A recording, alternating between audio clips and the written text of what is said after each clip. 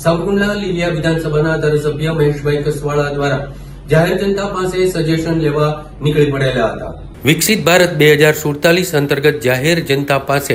Suggestion લેવા સાવરકુંડલા લીલિયા વિધાનસભાના ધારાસભ્ય મહેશભાઈ કસવાળા નીકળેલા હતા। વિકસિત ભારતના નરેન્દ્રભાઈ મોદીના વિઝનમાં નવા ભારત અંગે સ્થાનિક વેપારીઓ પાસે અભિપ્રાય લેવાનો નવતર પ્રયાસ ધારાસભ્ય મહેશભાઈ કસવાળા સાવરકુંડલાની બજારમાં વેપારીઓ દુકાનદારોને માર્કેટમાં વિકસિત ભારતના બોક્સની પેટી લઈ સજેશન લેવા શહેર ભાજપના કાર્યકર્તાઓ સાથે નીકળેલા હતા અને આગામી 5 વર્ષમાં ભારત દેશમાં કયા વિકાસલક્ષી કામોની અપેક્ષાઓ